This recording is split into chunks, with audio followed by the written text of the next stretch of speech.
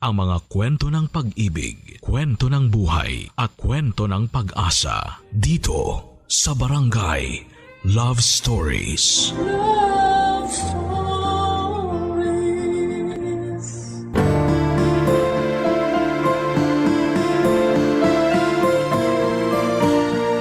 Ang sabi nila ang buhay ay parang sugal na napakalaking halaga ang maaaring itaya. Ngunit hindi natin nalalaman kung kailan tayo mananalo o matatalo. Ikaw, kabarangay, handa ka bang itaya ang lahat kapalit ng panandaliang kasiyahan? Dear Papa Dudut, belated Happy New Year po sa inyo at magandang tanghali na rin po sa lahat ng mga loyal kabarangay na nakikinig ngayon. Naway masaya ang inyong bagong taon, ako kasi hindi. Mangyaring itago nyo na lamang po ako sa pangalang Arman, 39 years old at kasalukuyang nakatira sa Naga City. Isang taon pa lamang ang nakakalipas na mangyari ang isang hindi ko makakalimutang bangungot sa aking buhay. Minsan ay naisip ko na may kasalanan din ako sa mga nangyari. Dahil hinayaan ko ang mga bagay-bagay kahit alam kong may mali na. Walang panahon na hindi ko naaalala ang pangyayaring yon na halos magpawala ng aking katinoan. Sa katunayan nga po, Papa Dudut, ay hindi ko mapigilan ang pagpatak ng mga luha ko habang sinusulat ko ang kwentong ito. Hayaan niyo po akong ilahad ang aming kwento. Sa pagbabaka sakali na rin na gumaan ang aking kalooban. Napakabata ko pa noon, Papa Dudut. Nang maulila ako sa mga magulang. Parehong nagkasakit noon ang inay at itay ko dahil sa matinding pagtatrabaho sa bukid. Dala na rin ng aming matinding kahirapan noon ay hindi sila nakapagpatingin man lamang sa doktor. Ang katwiran nila noon na ang ipambabayad nila sa pagpapatingin sa doktor ay pambibili na lamang ng mailalaman sa aming mga kumakalam na sikmura. Hanggang sa lumala na nga ang kanilang sakit at binawian ng buhay. Bilang isang anak ay masakit sa akin ang mawala ng magulang, Papa Dudut. Lalo pa nga at wala rin silang maayos na libing noon dahil na rin po sa kawalan ng pera. May mga mabubuting tao lamang noon na tumulong na magbuhat sa kanila upang ipaanod sa dagat. Yun po kasi ang pamamaraan ng mga kagaya naming isang kahig isang tuka ng panahong yon. Ngunit sa murang edad ko noon ay nakapagtatakang hindi ako napanghinaan ng loob. Kahit na alam kong mag-isa lamang ako sa buhay. Wala kaming mga kamag-anak na maaaring kumupkop sa amin dahil halos lahat sila ay nasa malalayong lugar. At ang iba naman ay sa bundok na piling manirahan. At dahil nga po sa maagang pagkakaulila, Papa Dudut, ay napaisip ako kung paano ako mabubuhay ng mag-isa. Gayong napakabata ko pa. Sa edad na 10 ay natuto akong magtanim ng palay at mais. At kung anihan naman ay kasama rin po ako sa mga nagagapas o nag-aani ng tanim. Tiniis ko, Papa Dudut, ang matinding init ng araw, sakit ng katawan at bigat ng mga sakong na naglalaman ng mga inani kong palay o mais para sa kakarampot na pera pambili ng pagkain. Papa Dudut, napakahirap magtrabaho sa napakaliit kong pangangatawan pero kinaya ko dahil gusto kong makaraos. Hindi lamang sa gutom kundi pati na rin sa buhay. Naisip kong hindi ako pwedeng mamatay nang walang ginagawa. Hanggang sa ako ay nagbinata, pagbubukid ang aking naging trabaho dahil hindi rin naman ako nakapag-aral. Pero hindi naman laging may tanim na ani. Kaya naman sumubok akong maghanap ng ibang trabaho, Papa Dudut. Inirekomenda nga ako ng isang kasamahan ko sa pagsasaka sa kakilala niyang may-ari ng isang komprada ng kopra. Sa mga hindi po nakakaalam, ito po yung niyog na niluluto at ibinibenta sa may-ari ng komprada na dinadala naman sa mga pabrika na gumagawa ng shampoo at ng kung ano-ano pang mga produkto na nangangailangan ng lutong niyog. Pero napakahabang proseso po ng pagkokopras. At pinakamabigat din na trabaho ito. Yung komprada po na yon ay bumibili rin ng mga uling at gumagawa rin ng uling mula sa mga baon ng niyog na doon nasa kanila galing. At yun nga po ang trabahong napasukan ko, Papa Dudut. May mga balon sila na pagmamay-ari sa bundok na siyang pinanggagatungan ng mga baon ng niyog upang gawing uling. Ngunit hindi rin madali ang paggawa ng uling dahil bukod sa pag-akyat, panaog sa bundok ay matinding usok at init ang aming kailangang tiisin. Doon ko na nga rin nakilala si Sally, ang babaeng nagpatibok noon ng aking puso. Papadudod si Sally ay tagasuri ng mga uling na hinahango namin o ibinebenta roon. Siya ang nakatokang suriin ang mga uling kung basa pa ang mga ito o kung may mga baon ng niyog na hindi pa masyadong nauuling. Nahulog ang loob ko noon sa kanya dahil halos palagi kaming nakakapagkwentuhan noon at madalas niya pa akong ilibre ng merienda, Papa Dudut. Ngunit matanda ako sa kanya ng 3 taon. 20 years old ako at siya naman ay 17. Kaya kahit walang kasiguraduhan kung sasagutin niya ako o hindi, ay niligawan ko siya sa lahat ng paraan na alam ko at agad naman niya akong sinagot. Ilang buwan pa lamang kami noong magkasintahan nang makiusap siya sa akin na kung pwede ay magsama na kami, Papa Dudut. Nagulat pa ako noon dahil bata pa siya para makipag-live-in o makipag-asawa. Pero mapilit siya kaya naman ginusto kong magpaalam muna sa mga magulang niya. Kaya lamang ay ayaw niya dahil matagal na raw siyang wala sa poder ng mga ito. Matagal na raw siyang pinabayaan ng kanyang mga magulang. Dahil nga sa bulag ako sa pag-ibig niya noon ay sumunod ako sa gusto niya kahit mga alam ko ang tungkol sa kanyang bisyo.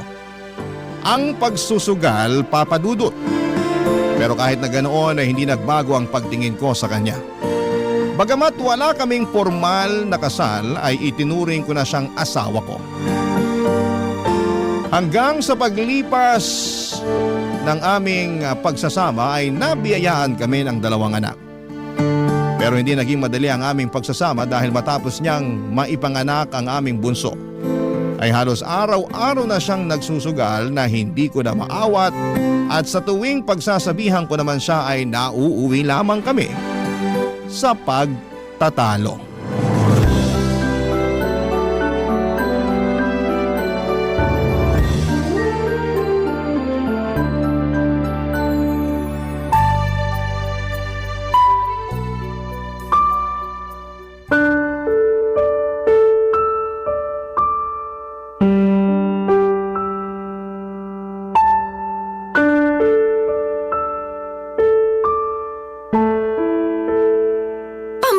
naman, Arman. Pinapahiya mo ako sa mga kumari ko eh. Ano bang problema mo? Doon ka pa talaga nag-iskandalo. Hindi ako nag-iiskandalo. Tinawag nga kita na maayos, di ba? Ano skandalong sinasabi mo? Eh ano ba kasing problema mo? Ang ayos-ayos ng upo ko dun eh. Sally naman. Hanggang kailan ka ba magiging ganito? Anong ganito ako? Bakit? Ano ba ako? Araw-araw ka na lang nasa sugalan. Ikaw na rin nagsabi na lagi ka natatalo dyan. Ba't di mo patigilan yan? Bakit ba? Sa dito ako masaya eh. Ano magagawa ko? Anong gusto mong gawin ko? Iburo ko yung sarili ko sa loob ng bahay, ganun ba? Tutunga nga ako maghapon? Hindi naman sa ganun. Ang akin lang, bawas-bawasan mo naman ang pagsusugal. Saka hindi lang naman yan ang pwede mong pagkaabalahan eh. Ang dami-dami naman pwedeng pagkaabalahan kung naiinip ka sa bahay. At anong paglilibangan ko? Pagluluto, paglalaba, paglilinis ng bahay? Hindi naman yun eh. Ang ibig ko sabihin, bakit di mo pagtuunan ng pansin ang bunso nating anak? 2 taon pa lang si Princess, pero salat na siya sa pag-aaruga at pagmamahal mo. Hindi pa ba sapat ang anak natin para malibang ka? Si Joseph. Kahit malaki na yan, kailangan pa rin niya ng pag-aaruga ng isang magulang. Anong gusto mong palabasin? Na pinababayaan ko yung mga anak natin? Kung pinababayaan ko yan, edi sana patay na yan sa gutom. Hindi naman yun ang punto ko, Sally. Anong hindi? Yun talaga ang gusto mong sabihin. Nahiya ka pa. Tsaka teka lang ha, ikaw ang may gusto na magkaroon pa tayo ng isang anak kahit alam mong ayaw ko. Hirap na nga tayo kay Joseph, dinagdagan mo pa. Wala ka namang ibang alam na trabaho. Pag-uuling lang naman ang pinagkakakitaan mo, tapos nagdagdag ka pa ng isa pang palamunin. Hindi naman tayo aasenso dyan sa pag-uuling mo lang. Maghinay-hinay ka sa tinatawag mong palamunin, Sally. Anak natin si Princess. At huwag mo insultuin ang trabaho ko. Baka nakakalimutan mo. Itong pag-uuling ko bubuhay sa inyo. Wala kayong kakainin ko hindi dahil sa pag-uuling na sinasabi mo. At talagang nagmalaki ka pa? Oo! Kasi kahit na ganito lang ang trabaho ko, ipinagmamalaki ko yun. Dahil dito ko kayo binubuhay. Ikaw ba? Ano bang napapala mo dyan sa pagsusugal mo? Mapapakain ba tayo niyan? Halos kabaliktaran nga nangyayari. Nagkanda utang-utang ka na rin dahil sa sugal na yan. Tapos sino nagpapakahirap magbayad? Ako lang naman. Habang ako pagod na pagod sa trabaho, puro ka naman pasarap sa buhay. Ni hindi mo nga pinanghihinayangan ng bawat sentimo kinikitang pinagpaguran ko ng gusto. Bakit? Nagre-reklamo ka na? Hoy Arman, baka nakakalimutan mo rin kung anong ipinangako mo sa akin. Nangako ka sa akin na lahat ng pangangailangan ko ibibigay mo. Kasama na doon ang mga bagay na nagpapasaya sa akin. Grabe ka na talaga. Naririnig mo ba yung sarili mo? Hindi ba't ikaw ang atat na magsama tayo? O ano? Bakit hindi ka makapagsalita? Oo, ipinangako ko na hindi ko kayo pababayaan. Na ibibigay ko lahat ng pangangailangan nyo. Pero hindi ko sinabing pati bisyo mo, sasagutin ko pa rin. Bisyo? Ito ang nagpapasaya sa akin. Ano bang hindi mo maintindihan doon? Buti nga hindi ako si pabili ng ganito, pabili ng ganyan. Inaayon ko lang sa kakayanan mo ang hinihingi ko, Arman. Hindi pa ba sapat na maging masaya ka dahil sa mga anak natin? Sally, nanay ka. Ang alam ko kapag ina, masaya na sila nakapiling lang nila ang mga anak nila. Pero ikaw? Hindi ko alam bakit ibang-iba ka sa lahat ng nanay. Ang kulit mo din eh. Hindi ko ginusto na magkaroon ng isa pang anak. Ang hirap na nga ng buhay natin, pinahihirapan mo palalo. Kung meron man nagpapabigat ang buhay natin ngayon, ikaw yun. Wala ka na nga na itutulong sa akin na kukuha mo pa magbisyo. Ni magluto ng pagkain o maglinis man lang ng bahay, hindi mo magawa. Pati ba naman sa pag-aalaga sa mga anak natin, hindi mo pa rin magawa? Di sana kumuha ka na lang ng katulong. Katulong pala hanap mo eh. Baluktot talaga lahat ng katwiran mo. Alam mo, kung hindi lang dahil sa mga anak natin, matagal na kitang hiniwalayan. Di hiwalayan mo ako. Sino tinakot mo? Pero itong tatandaan mo, hindi tayo kasal kaya sa akin ang mga bata. Ikaw pa talaga may gana magsalita ng ganyan? Kukunin mo yung mga bata hindi mo nga kayang alagaan. Ano ipapakain mo sa kanila? Baraha? Tapos pag wala ka ng pansugal, sila yung pambabayad mo? Hoy, magdahan-dahan ka sa pananalita mo sa akin. Hiwalayan mo ko kung gusto mo kong hiwalayan. Pero sa akin ang mga bata. Nahihibang ka na talaga. Wala ka na sa katinuan. Wala na nga siguro ako sa katinuan. Kasi hanggang ngayon, nagtsatsaga ako sa buhay na to kasama ka. Kung tutuusin, pwede naman ako maghanap ng ibang lalaki na kaya akong bigyan ng mas magandang buhay. Teka nga, uulitin ko lang ha. Sino ba nagpupumilit to na magsama tayo? Hindi ba't ikaw? Alam mo pag-uuling lang ang trabaho ko. Pero nagpumilit ka pa rin na magsama tayo. O bakit? Pumayag ka naman, di ba? Ano ngayon ang problema mo? Gusto mo akong hiwalayan? Di sige, para hindi mo na talaga makita ang mga anak mo. O ano? Ikaw naman ang hindi makapagsalita ngayon. Ngayon mo ilabas ang tapang mo, Arman. Pasalamat ka nga at nagtitiis ako sa ganitong buhay. Kasi nakakaawa ka naman kung wala ka nang anak, wala ka pang asawa. Sino pa magkakagusto sa'yo sa tingin mo? Ang itim-itim mo na nga, mukha ka pang matanda. Papa Dudut, hindi na ako nakakibo dahil sa mga sinabi ni Sally. Masakit marinig ang mga salitang yon lalo na at sa kanya pa nang galing. Pero dahil nga sa sobrang pagmamahal ko sa aking mga anak ay pikit mata kong tiniis lahat ng hirap lalo na ang pagiging sugarol ng aking asawa sa takot ko na ilayo niya sa akin ang mga anak namin lalo't hindi kami kasal.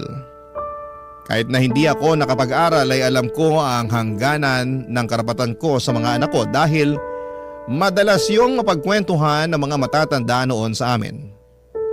Alam ko na kung gugustuhin ni Sally ay hindi ko siya maaaring pagbawalan na dalhin ang mga anak namin sakaling maisip na niya akong iwanan. Naisip ko noon na pera lang naman yon at kayang-kaya kong kitain pero ang mga anak ko ay walang katumbas na halaga. Sila ang kayamanan at buhay ko. Kaya kung ano man ang gusto ni Sally ay hinayaan ko na lamang dahil mas importante sa akin. Nakapiling ko ang mga anak ko, Papa Dudut. Tinis ko lahat ng hirap at pagod dahil kapag uuwi naman ako noon sa bahay, ay nawawala rin yon kapag nasisilayan ko na ang aking mga mata. Lalo na ang aking bunso na lagi akong sinasalubong sa aming pintuan kapag alam niyang pauwi na ako. Nalalapit na rin ang kanyang ikatlong karawan noon kaya naman dumilhen siya ako ng pera para maipagluto man lamang siya. Kahit tig-1 kilong pansit at spaghetti na aming pagsasaluhan. Tuwang-tuwa naman ang panganay kong si Joseph nang malamang maghahanda kami kahit papaano sa karawan ng kanyang kapatid, Papa Dudut.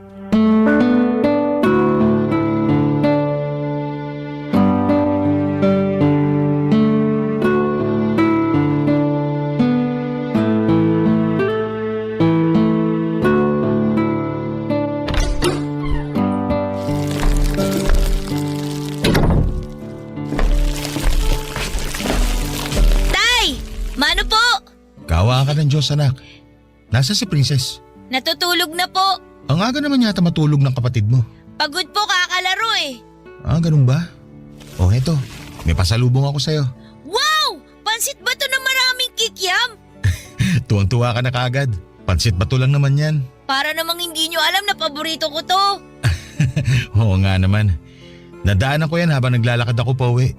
Butit may sobra akong perang binigay sa akin ni Boss Jay. Eh ano pa po ba yung binili nyo, Tay? Ah, ito ba?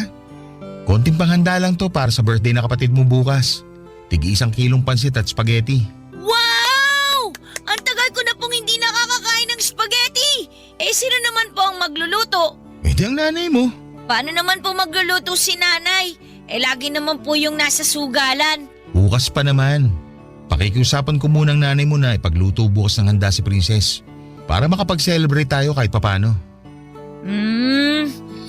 Ang tanong po, kung papayag si nanay, eh mas gusto pa po nun umupo maghapon sa sugalan eh. O hindi naman siya papayag, di ako magluluto. We, di naman kayo marunong magluto eh. Anong hindi?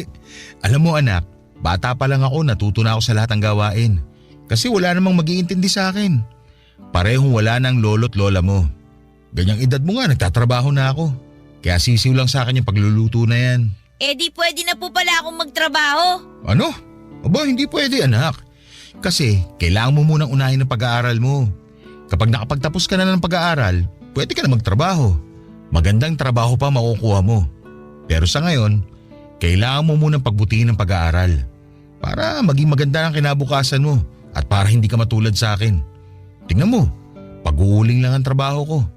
Napakahirap na trabaho pero napakaliit ang sahod. Eh ano naman po kung pag-uuling lang po ang trabaho nyo? Marangal naman po yun, Tay. Marangal, oo. Pero hindi sumasapat sa atin. Kaya magsumikap ka anak. Ayoko matulad ang kapalaran mo sa akin. Tay, bata pa po ako, pero alam ko na po ang sakripisyo nyo para sa pamilya natin. Nagpapasalamat nga po ako na ikaw po naging tatay ko eh. Kaya wag niyo po sana mamalitin ang sarili niyo dahil lang po sa ganyan ng trabaho niyo. Salamat anak. Napakabata mo pa nga pero para ka nang matanda kung mag-isip. Kayong dalawa ng kapatid mo na lang talaga ang pinagkukunan ko ng lakas. Kahit gaano kahirap, kakayanin ko basta para sa inyo. Tama po. Kaya wag na po kayong malungkot, Tay. Nandito lang naman po ako sa tabi niyo palagi. Maraming salamat anak. Siya nga pala. Kamusta naman ba ang pag-aaral mo? Ano po?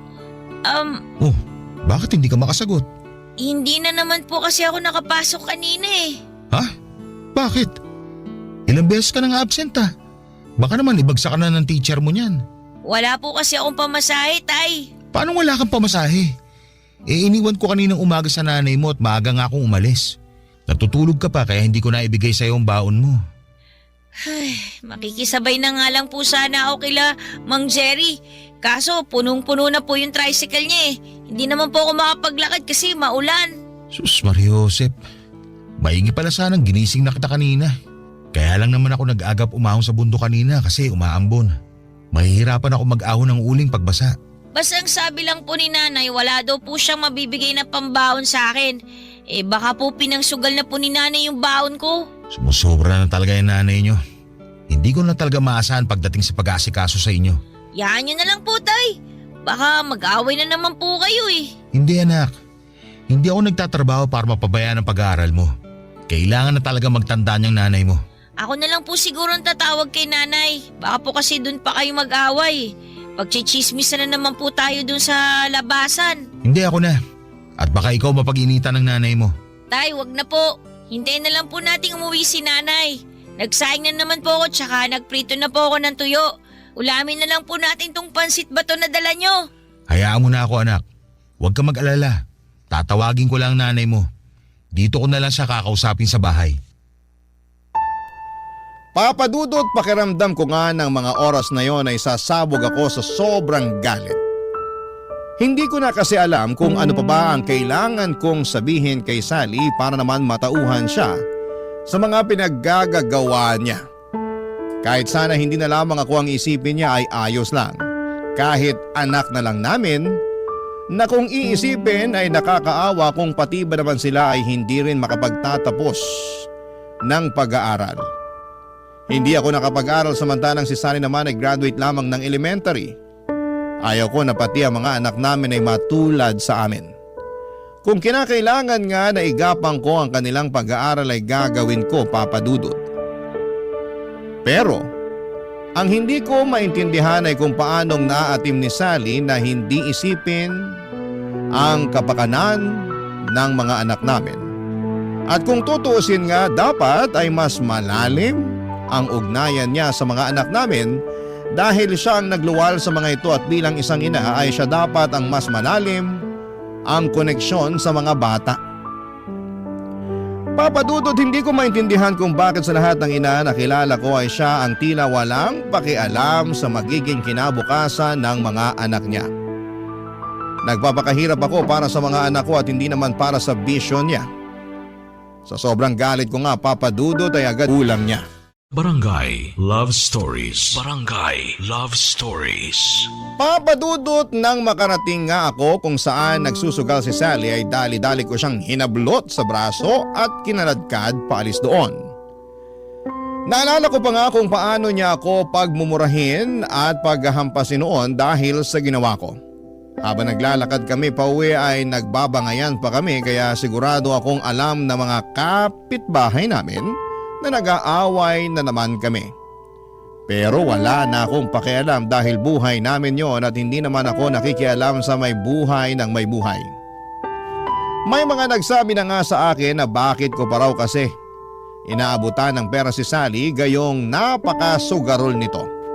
Sa totoo lang, Papadudot, ay bigyan ko man siya o hindi ng pera ay nakagagawa siya ng paraan para makapagsugal. Nariyang nangungutang siya o kung anuman, kaya madalas ay ako ang sinisingil ng mga napag-utangan niya. Kapag hindi ko naman binayaran ay pareho kaming maipapatawag sa barangay. At nang makauwi nga kami ng bahay ay patuloy pa rin sa pagmumura si Sally. Naabutan ko rin ang panganay kong si Joseph na tila kakatapos lamang paliguan ng kapatid niyang gayong alam naman itong hindi ito pinapaliguan ng hapon dahil baka magkasakit.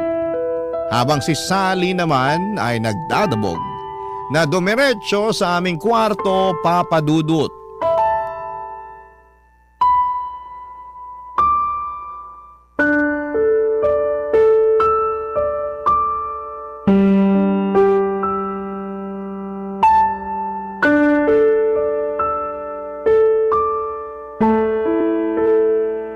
Buisit na buhay to! Joseph, hapon na, bakit pinaliguan mo pa yung kapatid mo? Galing na naman po kasi siya sa likod, tay eh. Naglalaro na naman po ng lupa sa may tabing sapa. Akala ko ba tulog yan? Namimiyasa na ng kakalaro sa sapa yan ah. Baka mahulog yan doon. Nagbanyo lang po ako, Tay. Sumasakit po kasi yung tiyan ko tapos bigla pong narinig ko nga po siya na naglalaro sa likod. Hindi ko po napansin na lumabas siya. Kita mo na, Sally? Imbis na tutukan mo yung anak natin, puro kasugal. Alam mo malikot yan si Princess. Kung saan saan nagsusuot. Kung mahulog yan sa sapa, anong gagawin mo? Alam mo nasa trabaho ko. Obligasyon mong bantayan ng mga anak natin, lalo na si Princess. Masyado kang OA. Ayan ang anak mo, oh. Nahulog ba sa sapa? Naglalaro lang naman yung bata.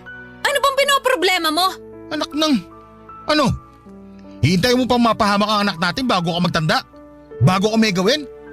Alagain pa si Princess at dapat lagi kang nakabantay dyan. Ano ba naman to? Paulit-ulit na lang? Susumbatan mo na naman ako? Di ikaw na ang perpektong ama. Wala naman nangyari masama kay Princess pero grabe ka makareact. Grabe. Bilib talaga ako sa'yo. Baluktot na nga, tinutuwid mo pa. O bakit? Totoo naman masyado ka lang OA. Alam mo, kung magsusumbatan lang tayo dito, bahala ka sa buhay mo. Babalik na lang ako sa sugalan. Wala kang kwentang kausap. Hindi pa ako tapos sa'yo. Aray ko naman! Bitiwan mo nga ako! Babalik ka doon sa sugalan? Kung pakainin kaya kita ng baraha, ang kapal mo na masyado. Pati yung baon dapat ang anak mo, pinasusugal mo. Itinaya ko yun kasi gusto ko sanang palaguin. Para mas malaking baon ang maibigay ko kay Joseph. Hindi ko naman akalain Na ano? Patatalo ka? Diyos ko naman, Sally. Palagi ka na lang talo sa sugal na yan. Baon na baon ka na nga sa utang. Hindi ka pa rin tumutodas. Nananalo naman ako kahit papano Kaya bawi lang ako. Alam mo, kahit hindi ako nakapag-aral, marunong ako magbilang. Yung mga itinataya mo dyan sa sugal, halos wala pa sa kalahating nababawi mo.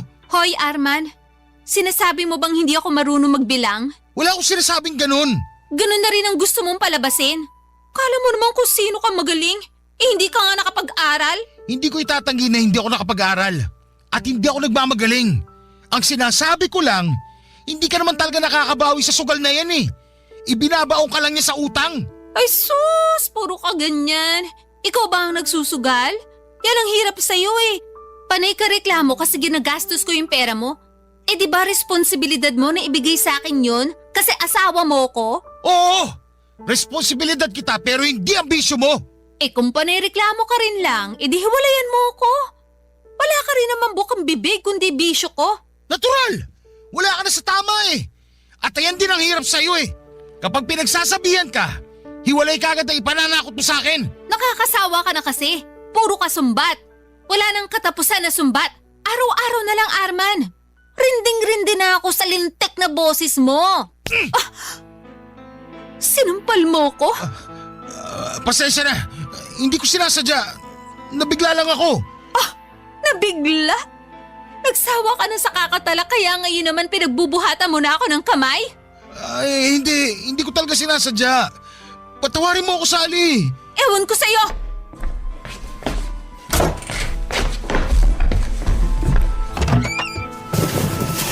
Ano ginagawa mo? Bakit ka nag-iimpake? Ano pa ba sa tingin mo? Sally naman. Sawang-sawa na ako sa kakasermon mo sa akin. Kaya para matahimik ka na, aalis na kami dito. Teka lang, nabigla lang talaga ako. Pasensya na. Pakiusap, huwag kayong umalis. Pangako, hindi na mauulit. Hindi na kita pakikialaman sa gusto mo. Huwag mo lang ilayo sa akin ng mga bata. Talaga lang ha?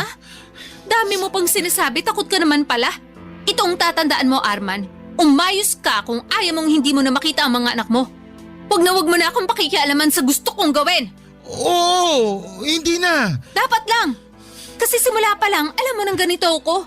Pero imbis na lumayo ka sa akin, pinili mo pa rin makisama sa akin. Panindigan mo ngayon ang mga desisyon mo.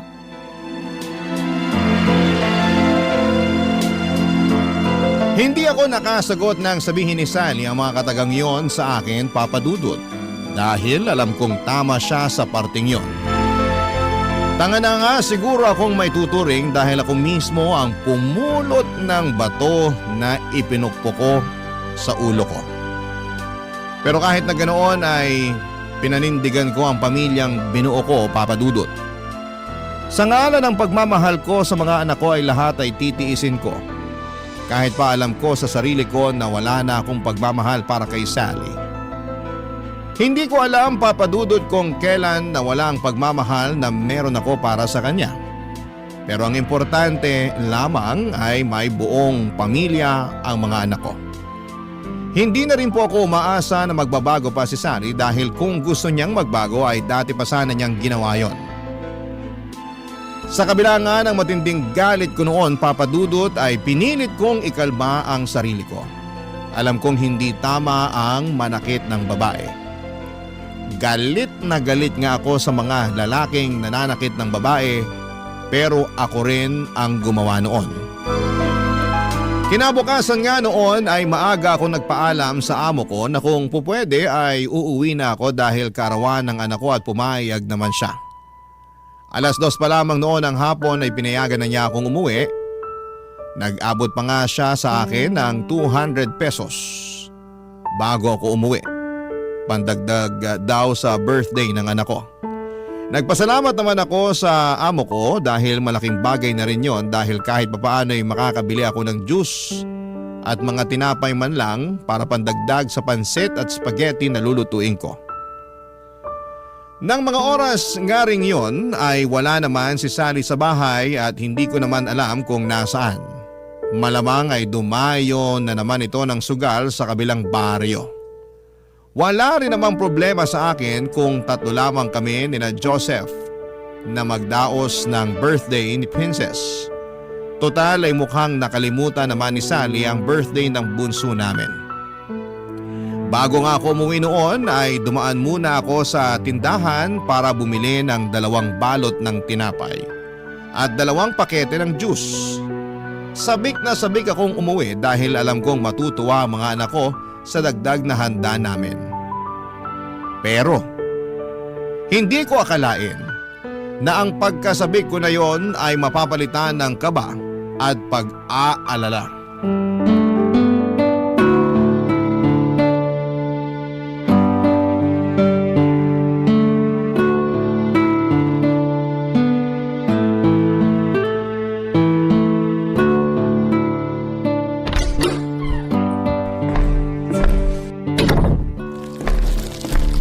Tay, mano po? Kaawaan ka ng Diyos, anak. Gutom na po ba kayo?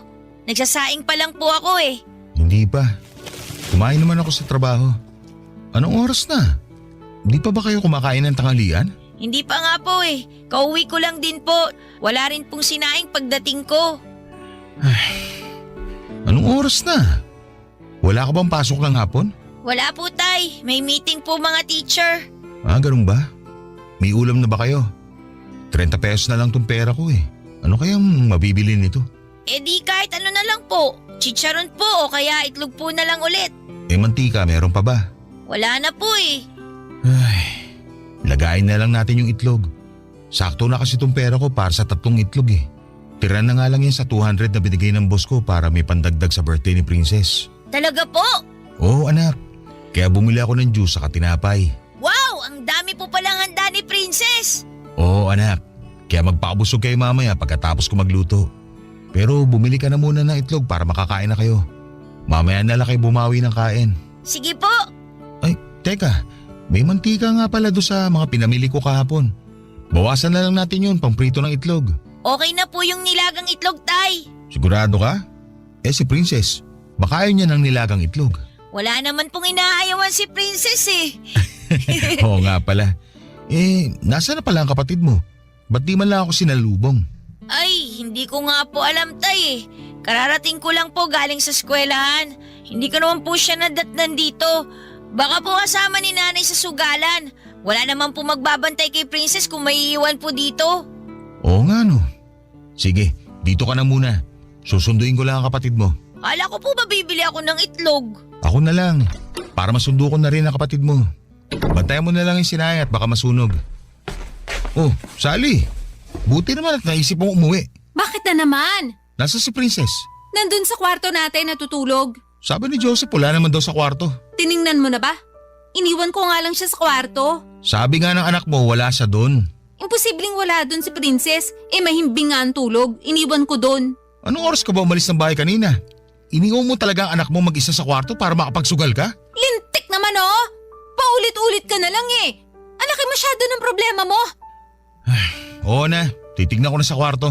Pero tay, Tiningnan ko na si Princess sa kwarto kanina eh. Wala po siya doon. Sabi nitong nanay mo, iniwan niya daw natutulog sa kwarto eh. Ha? Kahit tingnan natin ulit ngayon, Tay. Wala po talaga siya ron. Ano?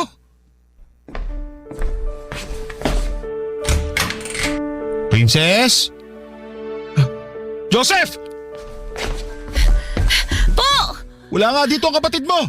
Sabi ko nga po sa inyo, wala dito eh. Nasaan kaya siya? Hindi ko po alam, Tay. Kala ko pa naman po kasama ni Nanay. Nalinti ka na. Papadudot abot ang kaba ko nang hindi ko na makita si Princess sa aming kwarto. Tanging panis na dede na nasa bote lamang ng anak ko ang inabutan ko doon.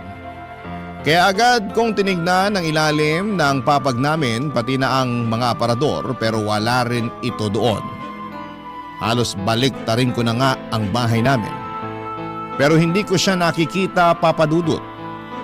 Inutusan ko rin po si Joseph na tingnan sa may sapa kung saan madalas maglaro si Princess kapag walang nagbabantay sa kanya, subalit bigo rin si Joseph na mahanap ang kapatid niya. Agad na akong nakaramdam ng hindi maganda noon at kung ano-anong masasamang bagay na ang pumasok sa utak ko, papadudot ng mga oras na yon. Nagdasal po ako kaagad na sana'y walang nangyaring masama sa anak ko dahil baka mapatay ko si Sally kapag nagkataon. Pero naisip kong hindi muna dapat ako magpadalos-dalos kaya naman nagtanong-tanong ako sa mga kapitbahay namin sa pagbabaka sakali na nakikipaglaro lamang ang anak ko sa ibang mga bata. Pero halos lahat ng mga napagtanungan ko ay sinabing hindi nila napansin ang anak ko dahil na rin sa lakas ng ulan. Kaya naman hindi sila lumalabas at sarado lamang ang kanilang bahay. Nagpunta na rin po ako sa may sapa sa likod ng aming bahay pero bigo rin akong mahanap siya roon, papadudot. Para na akong baliw, kakaikot at kakaisip kung saan pa pwedeng magpunta ang anak ko pero wala na akong maisip pa.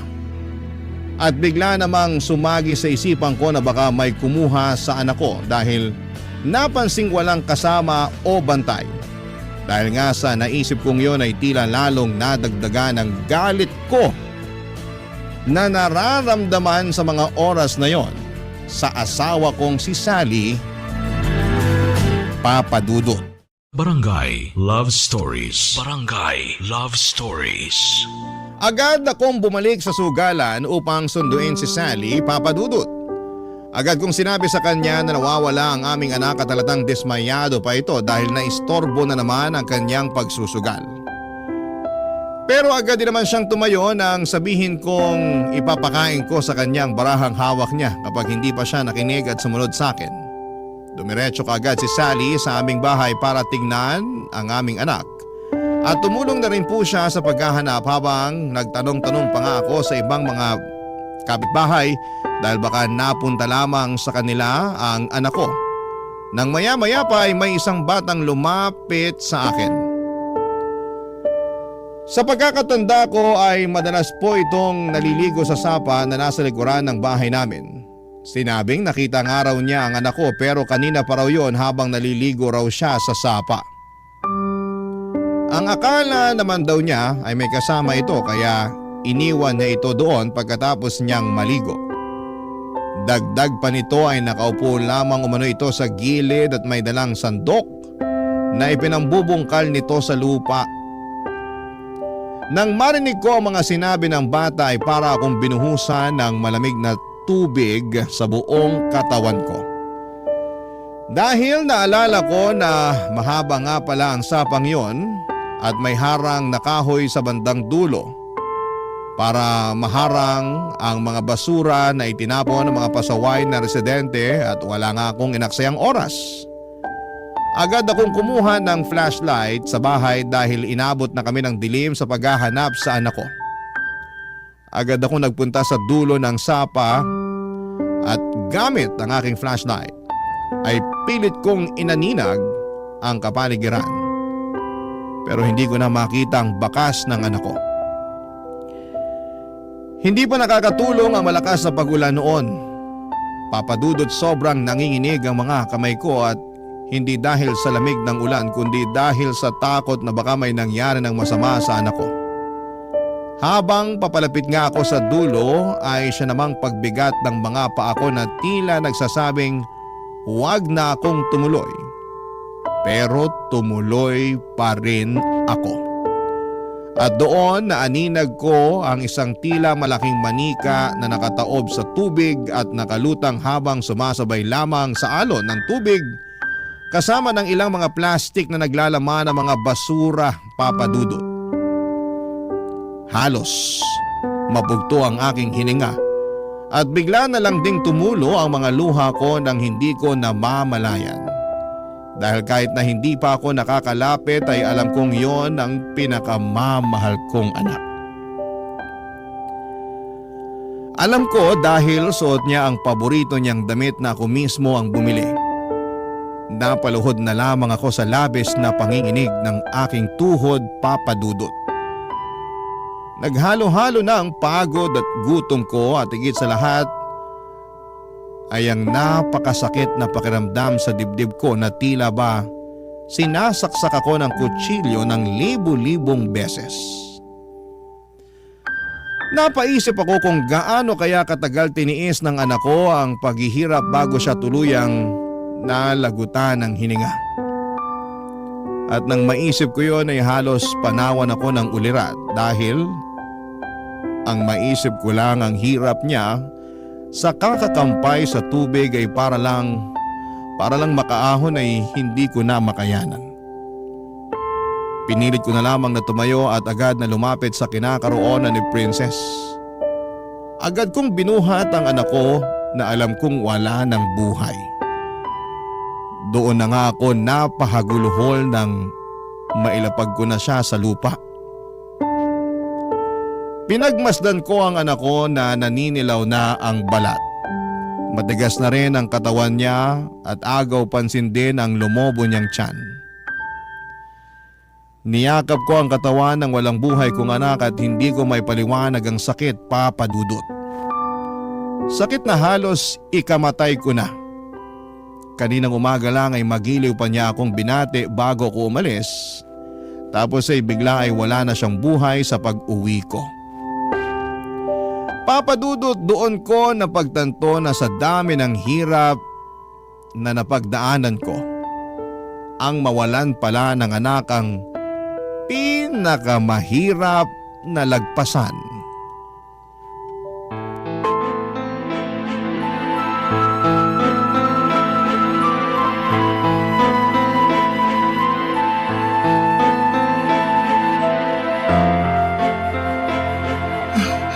Princess!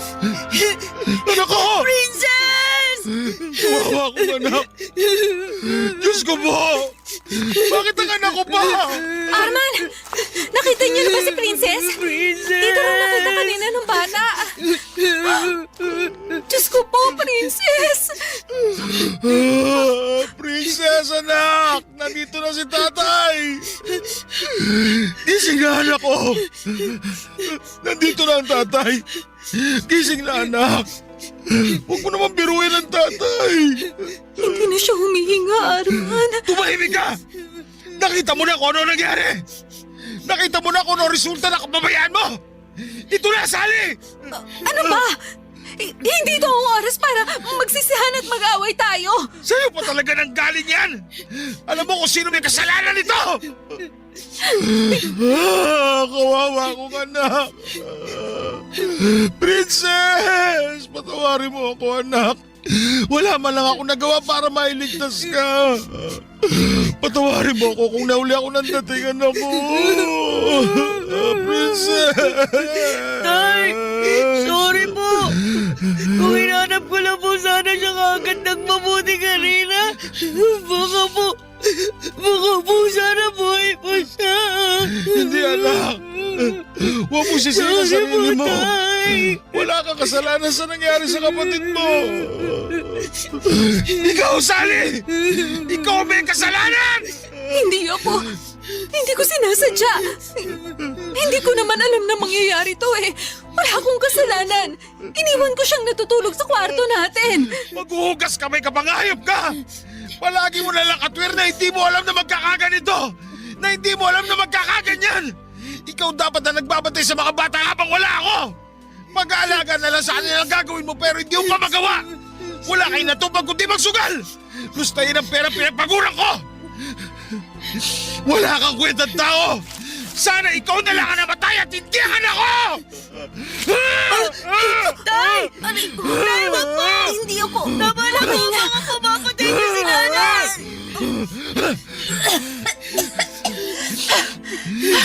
Walang hiya ka, Arman! Papatay mo talaga ako? Oo! Mabigyan ko man lang ng katarungan na pagkamatay ni Princess! Patawarin nawa ako ng Diyos! Pero gusto-gusto ko talunurin ngayon hanggang sa malagutan ka ng hininga! Nasisiraan ka na ba? Hindi ko gusto na mangyari sa anak natin to. Kaya wag mo akong sisihin. Hindi mo ginusto! Grabe yung kakapalan ng mukha mong babae ka! Kung hindi dahil sa kababayaan mo, hindi mangyayari sa kanya to! Naturingan kang ina pero hindi ka nagpakailan sa mga anak natin! Mas importante pa sa iyo ang bisyo mo! Hindi ka na nga nakakatulong sa akin! Hindi mo pa magampanan ng maayos sa pagiging nanay mo! Hindi ikaw na ang perpektong ama. Ako na ang walang kwentang ina. Pero wag mo isisi sa akin lahat. Dahil hindi mo naman kami nabigyan ng magandang buhay. Oo, nagtatrabaho ka. Pero wag mong ipagmalaki sa akin yon. Kasi pag-uuling lang naman ang trabaho mo. Wala ka na talaga sa katwiran! Hindi ko alam kung nasa katinuan ka pa ba! Nakuha mo ba talagang sumbatan ako sa kabila ng lahat? Ibang klase ka! Totoo naman, di ba? Nay, tama na! Totoo naman po sinabi ni tatay eh. Kahit kailan, hindi niyo naman kami binigyan ng atensyon ni Princess. Parang hindi niyo kami anak. Isa ka pa! Marunong ka nang sumagot ah! Bakit hindi mo man lang hinanap agad yung kapatid mo? Huwag mo sisihin si Joseph! Subukan mo lang din sasaktan! Tutuluyan na talaga kita! Ikaw na nga may kasalanan! Ikaw ba may ganang umastar ng ganyan? Isisisi mo pa kay Joseph ang kababayan mo? Samantalang ikaw ang ina! Baka sarili ka! Wala kang kwentang ina! Ikaw pumatay sa anak ko! Hindi! Hindi totoo yan! Wala akong kasalanan! Hindi ako pumatay sa kanya! Iniwan ko siya natutulog sa kwarto! Wala akong kasalanan! Wala! Hindi ko alam na pupunta siya rito! Usigit ka sana ng konsensya mo sa nangyari sa anak ko habang nabubuhay ka! Wala akong kasalanan! Tay, ano po gagawin natin ngayon? Saan po natin dadalhin si Princess? Sa morgue na natin siya dadalhin, anak! Pero, tay, wala po tayong pera. Baka po, hindi po nila tayo tanggapin doon. Bahala na, anak. Gagawa ko na lang ng paraan. Dali mo na itong flashlight. Ilawan mong dadaanan natin at bubuhatin ko kapatid mo. Paano po si nanay? Ayos lang po ba na iwan natin siya dito? Para naman po kasing nababaliw na si nanay eh. Pabayaan mo ang nanay mo. Matagal na naman siyang ganyan. Ang mas importante sa akin ngayon, madala na natin si Princess sa morgue. Opo. Anak.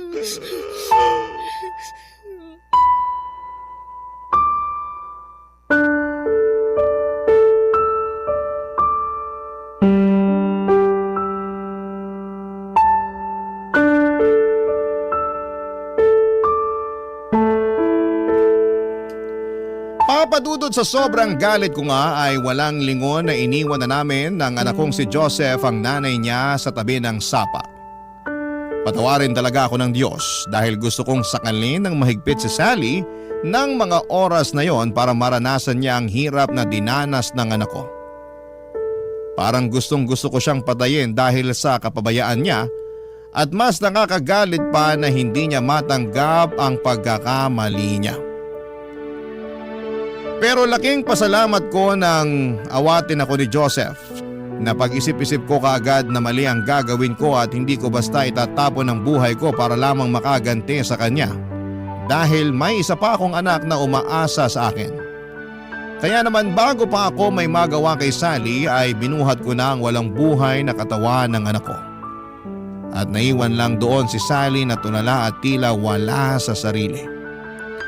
Naisip ko rin na nawalan man ako ng isang anak ay meron pang natitira sa akin at hindi dapat ako magpadala sa init ng ulo ko.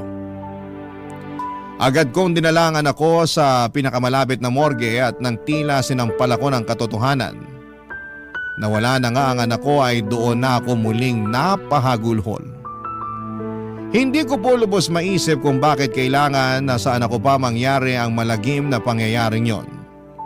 Paulit-ulit ko ngang usal noon na sana'y si Sally na lamang ang namatay. Makasalanan na ako sa pag-iisip ng masama sa asawa ko pero talagang napakalaki ng galit ko ng mga oras na yon. Para na akong mababaliw sa sobrang sakit. At wala akong ibang sinisisi kundi si Sally. Siya dapat ang ina at nagpoprotekta at gagabay sa mga anak namin pero siya pa ang dahilan kung bakit namatay ang anak namin. Halos hindi ko na nga kayang tignan si Sally kaya naman pinalayas ko na siya sa bahay namin.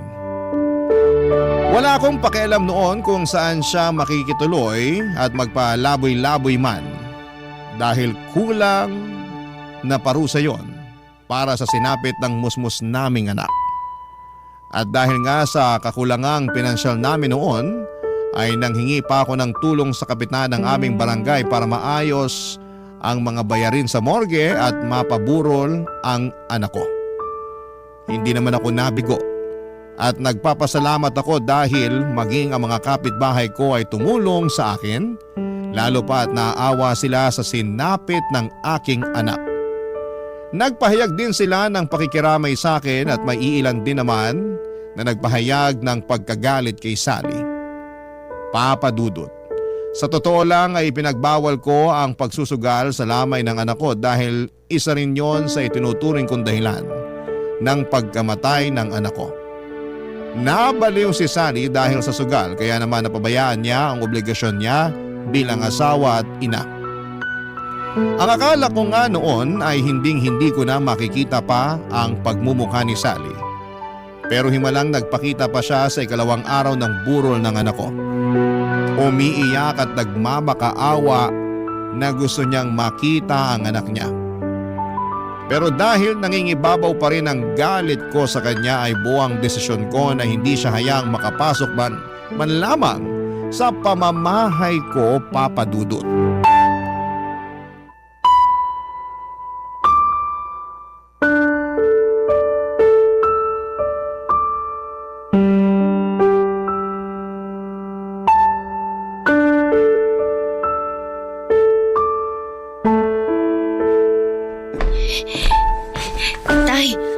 Nasa labas po si nanay. Ano? Lakas pa talaga siya ng loob magpunta rito. Dito ka muna. Lalabas ako. Magtimpla ka muna ng kape para sa mga bisita. Tsaka bigyan mo rin sila ng tinapay. Sige po. Arman? Ba't ka pa nagpunta rito?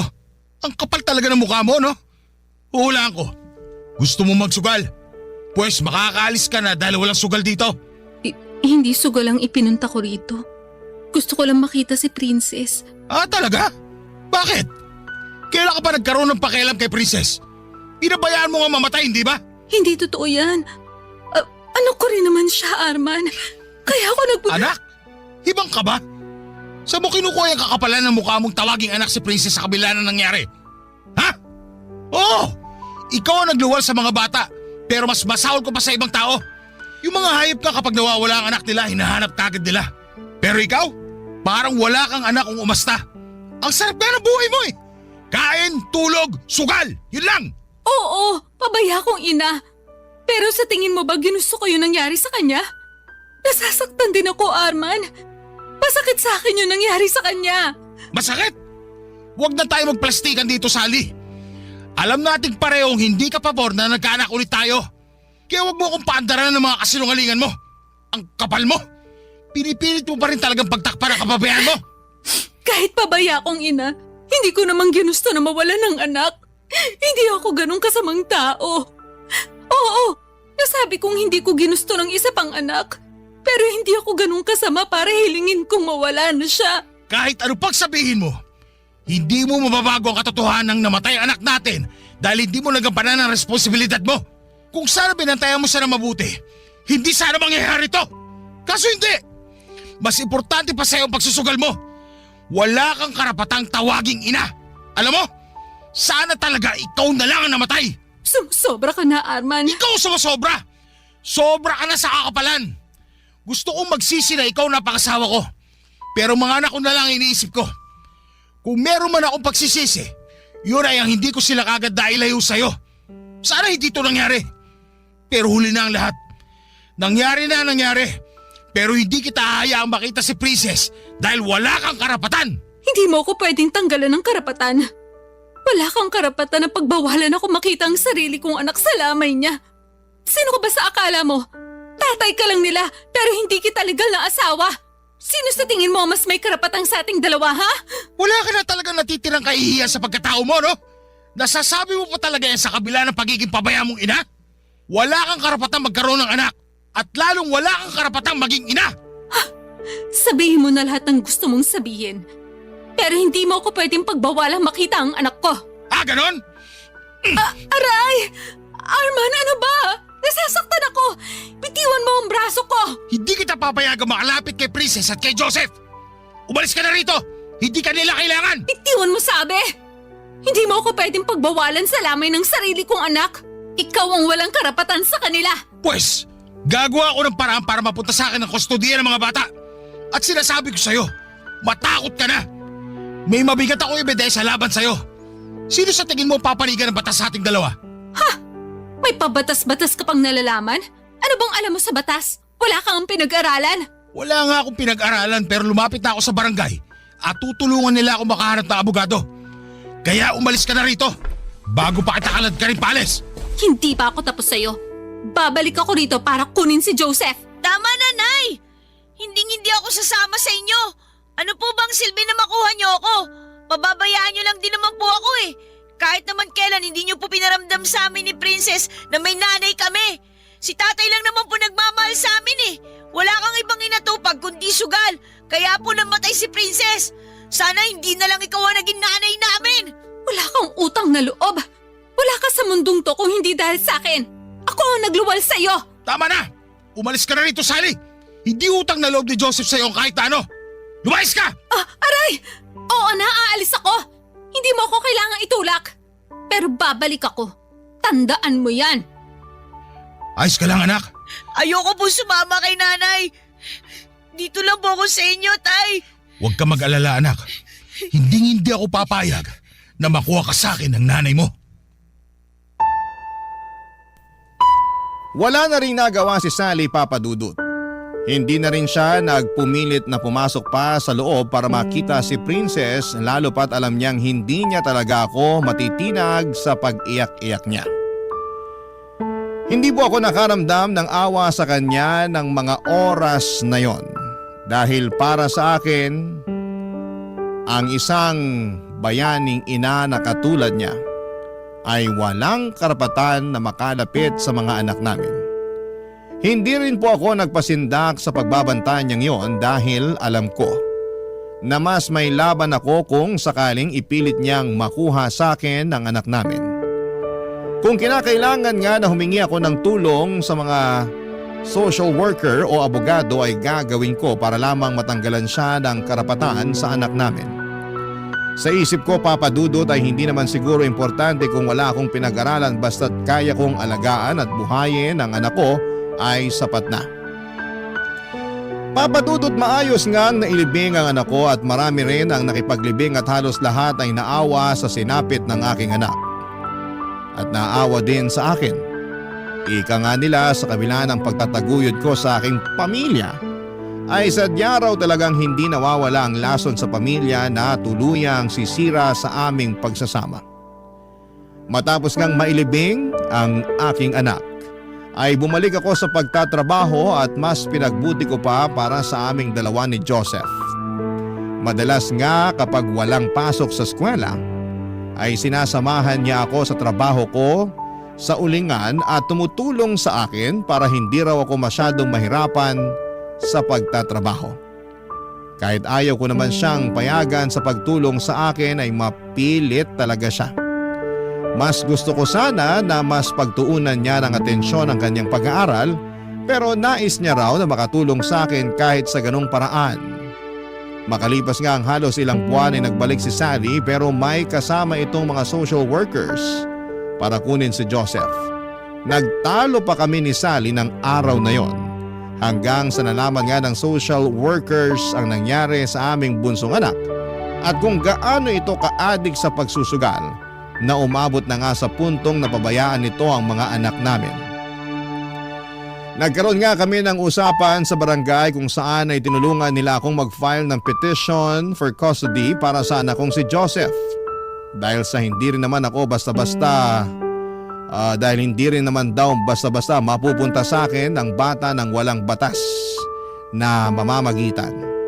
Tinulungan nila akong kumuha ng public service sa isang pampublikong abogado bilang wala akong kakayahan na magbayad at gumastos para sa pag-file ng petition. At nang mag-trial nga ay napatunayan na walang kakayahan si Sally para alagaan at ibigay ang pangangailangan ni Joseph. At dahil wala na rin pamilya si Sally na maaaring maging guardian ng anak ko, ay napagpasyahan ng korte na ibigay sa akin ang kustodiya ng aking anak. Laking pasalamat ko nga sa lahat ng tumulong sa akin dahil nawala na ako ng isang anak at hindi ko nakakayanin pa kung pati si Joseph ay malalayo sa akin. Sa ngayon, Papa Dudut, ay masaya na kaming namumuhay ng anak kong si Joseph na kasalukuyang nag-aaral sa high school at isang taon na lamang ay graduate na. Mas lalo pa akong nagsusumikap para sa pagpasok niya sa kolehiyo. Hinding-hindi ko hahayaan na hindi siya makapagtatapos ng pag-aaral. Lahat po ay gagawin ko para sa ikagaganda ng kinabukasan niya kahit pa maghirap at magpakapagod ako. At sa tulong naman ng aming kapitan ay nagkaroon ako ng trabaho sa barangay kung saan ay isa akong janitor. Malaki po ang ipinagpasalamat ko sa bagong trabaho na meron ako dahil kumpara sa pag-uuling ay mas madali lang ang trabaho ko at kahit papaano ay mas malaki ang kinikita ko na makatutulong para makapag-ipon ng pangpaaral ko sa anak ko sa kolehiyo. Hindi na rin namin muling nakita pa si Sally at hindi namin alam kung nasaan siya. Pero kung nasaan man sana ay baguhin na niya ang kanyang sarili. Dito ko na po tatapusin, Papa Dudut, ang aking kwento na bagamat walang nakakaalam kung ano pa ang aming pagdadaanan ay nakahanda kaming harapin yon ng magkasama ng aking anak. Maraming salamat po sa pagpili ng aking liham, ang inyong kapuso at ka-barangay, Arman. Barangay Love Stories. Barangay Love Stories. Ako, gigil na gigil talaga ako sa nangyayari sa kwento natin. O ikaw, kabarangay, kumukulo rin ba dugo mo? Pwede kang mag-iwan ng comment sa ating comment section. Nagustuhan ng iyong napakinggan? Ituloy yan via live stream sa www.gmanetwork.com/radio.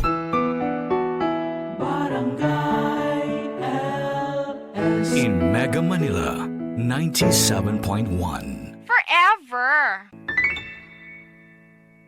Ang mga kwento ng pag-ibig, kwento ng buhay at kwento ng pag-asa dito sa Barangay Love Stories. Love Stories.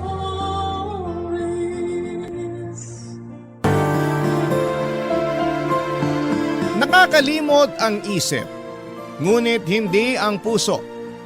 At kahit na sa mga alaala na lang natin mababalikan ang nakaraan, malaking bahagi pa rin ito ng ating kasalukuyan.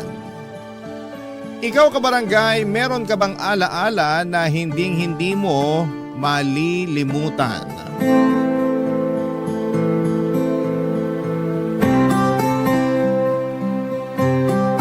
Dear Papa Dudut, good day po sa inyo at sa lahat ng mga kabarangay na katulad kong avid listener ng Barangay Love Stories.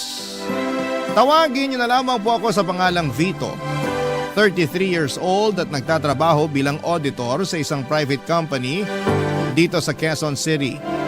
Sa edad kong ito ay wala pa akong asawa dahil ginugol ko na sa pag-aalaga sa aking nanay na may sakit na demensya ang nakaraang 10 taon ng buhay ko. Kaya lang noong buwan ng August 2024 ay tuluyan nang namaalam ang mahal kong ina. Kaya nga naisipan kong magpadala ng sulat sa inyong istasyon upang ibahagi ang aming kwento na magsisimula noong 20 years old pa lamang ako. Tubong Cainta Rizal kami ng aking pamilya. Single parent si Nanay Cedes at mag-isa niya kaming tinaguyod ng Ate Susan ko. Mananahi siya sa isang garment factory sa Taytay. At kahit na mahirap ang aming buhay ay pilit niyang nilakasan ang kanyang loob upang mapag-aral kaming magkapatid. Laging bukang bibig ng nanay na edukasyon lang daw ang kaya niyang ipamana sa amin dahil nga dukha lang ang aming pamilya. Kaya nga naging mukha siya ng pagiging istrikto sa aming magkapatid. Naunahin ang aming pag-aaral at huwag munang magpapamilya, Papa Dudut.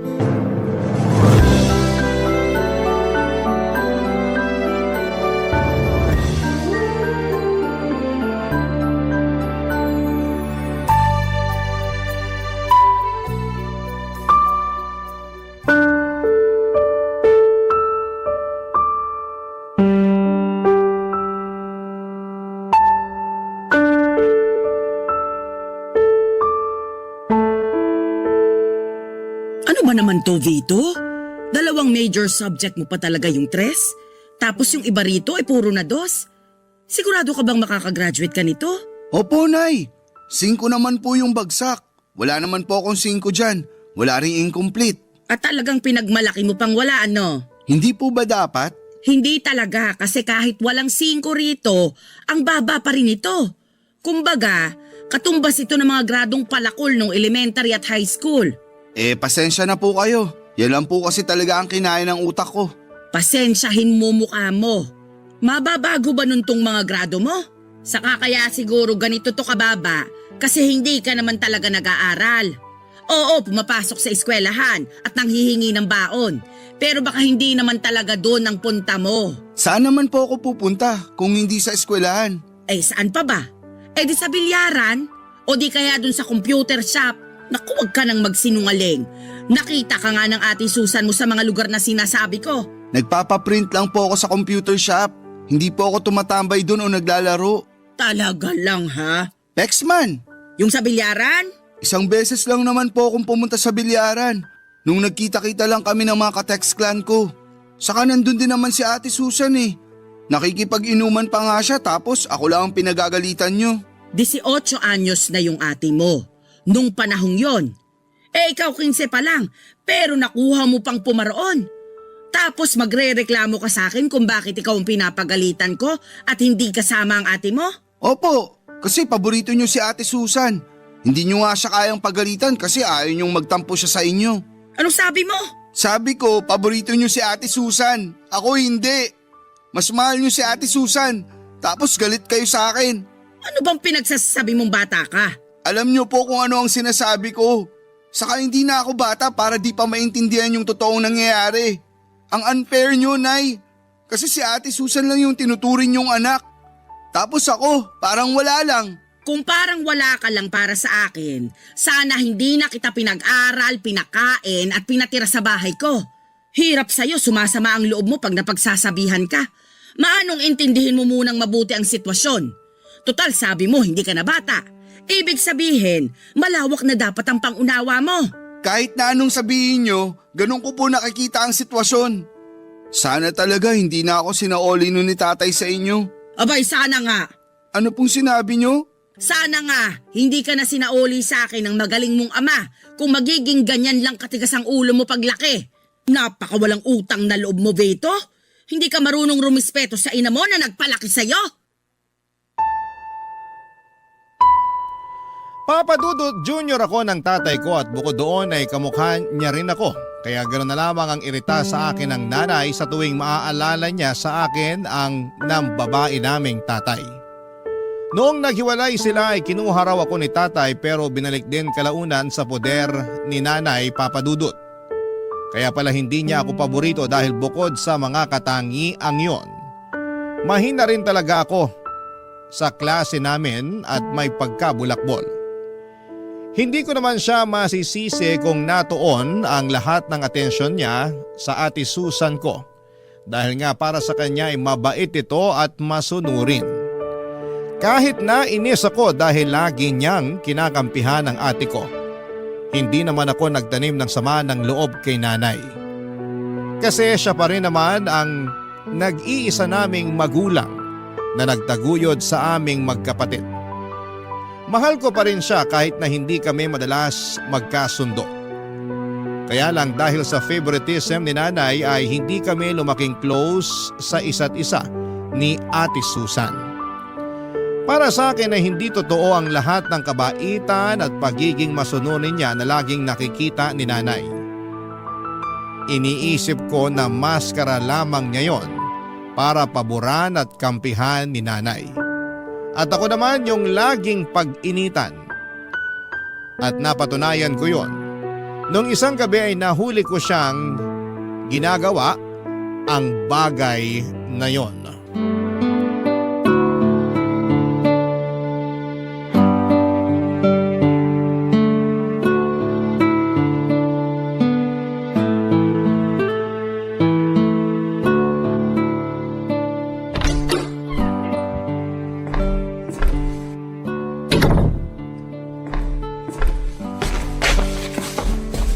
Bakit ngayon ka lang, Ate Anak Susan? naman ang tinapa, Vito. Bakit kising ka pa? Alauna na ng madaling araw, oh. Alam ko, marunong akong tumingin ng oras. Bakit nga gising ka pa? Kasi nakita ko kayo. Ha? Nakita ko kayo nung kasama mong lalaki na naghalikan sa tapat ng bahay natin. Siguro boyfriend mo yun, no? Eh ano naman ngayon sa'yo kung oo? Lagot ka kay nanay. May boyfriend ka na. Bakit ako lagot? Eh nasa tamang edad na ako. Baka kung ikaw ang magka-girlfriend, ikaw pang malagot. Malamang, kasi paborito ka ni nanay kesa sa akin. Buti alam mo. Kaya kung ako sa'yo, itulog mo na lang yan. At kalimutan mo na lang yung nakita mo. Oh, bakit kising pa kayong dalawa? Nay, si ate po kasi... Nay! Ano ba kasi yon? Bakit mo naman tinatakpan ang bibig ng kapatid mo, Susan? Kasi po, aray! Iwan mo kasi ako! Nay, si Vito! Kinagat po yung daliri ko! Ano? Patingin nga ako! Naku! May bakas pa ng ngipin ng kapatid mo. Bakit mo yun ginawa sa ate mo? Napakabastos mo, Vito! Wala po akong ginagawa. Si ate Susan nga yung may ginagawa eh. Anong ibig mong sabihin? Kasi po... Mabuti pa po matulog na tayo. Huwag niyo na kausapin niyang si Vito kasi malamang kung ano-ano na namang kalukuhan ang sasabihin niyan. Anong puro kalokohan? Ang sabihin mo, natatakot ka lang malaman ni nanay ang totoo. Ano ba kasi yung totoo na yon? Sabihin mo nga sa akin. Huwag niyo na po kasing alamin yun. Wala lang po yun. Eh kung wala lang yon, hindi ka dapat matakot. O ano na, Vito? Naiinip na ako sa sasabihin mo. Nakita ko pong may kahalikang lalaki si ate Susan kanina. Hinatid po siya dito nun sa bahay. Tapos inamin ni ate na boyfriend niya yun. Ano ka mo? Totoo ba yung sinabi ng kapatid mo? Siyempre po hindi. Anong hindi? Eh galit nga si nanay sa mga sinungaling. Kaya bakit ako magsisinungaling? Totoo yung sinabi ko. Kitang-kita ng dalawa kong mga mata. Tumigil ka na nga. Napakasumbongero mo. Huwag mong pagdiskitahan ng kapatid mo. Kausapin mo ako, Susan. Ano pa po ba pag-uusapan natin? Eh alam ko na kung saan yun pupunta. Kung ganon, totoo nga na may boyfriend ka na? O may... Kabilin-bilinan kong wag na wag ka munang magbo-boyfriend. Pero hindi mo ako sinunod. Ilang buwan lang naman gagraduate ka na sa kolehiyo. Hindi ka pa talaga nakapaghintay. Sawang-sawa na ako maghintay at sundin kayo. Puro na lang kayo pagbabawal na para bang mapapasama ako pag nag-boyfriend ako. Nakakapagod na kayong sundin. Ikaw pa talagang napagod ako. Tinanong mo ba kung ayos lang? Ang tanging hiling ko lang naman ay magtapos muna kayo ng pag-aaral ni Vito bago kayo makipagrelasyon. Akala ko pa naman naiintindihan mo, pero mas masahol ka pa sa kapatid mong matigas din ang ulo. Bakit na naman po ako nasali sa usapan? Si ate Susan po yung may kasalanan. Kaya siya lang ang dapat yung pagalitan. Damay ka na doon dahil pareho kayong pasaway at sakit sa ulo ko.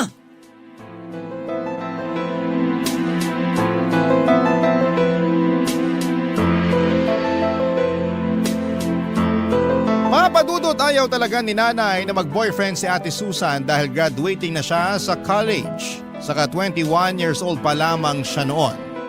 Pakiramdam kasi ni nanay lahat ng mga lalaki ay manloloko katulad ng tatay namin. At para sa kanya ay agrabyado si Ate Susan dahil babae siya sakaling mabuntis, lokohin at iwan siya ng boyfriend niya. Bukod doon ay mahirap daw kasi kung may anak na kaya hanggat maaari unahin muna namin ang pag-aaral at pagtatrabaho. Kaya nga noong nahuli ko si ate na may kahalikang lalaki ay wala naman talaga akong intensyon na sabihin yon kay nanay. Plano ko lang sanang gamitin ang nalaman ko para mapasunod si Ate Susan. Kaso nangyari na nga ang hindi dapat mangyari. Galit na galit sa akin ang ate ko kasi sinumbong ko raw siya sa nanay namin kaya naman pinagbantaan niya ako na mananagot ako sa kanya. Nung una, Papa Dudut ay hindi ko pinansin ang pagbabanta niya dahil ako naman ang pwede niyang gawin. Kaya lang isang araw nang pauwi na ako galing sa eskwelahan ay may grupo ng 3 lalaki na humarang sa akin.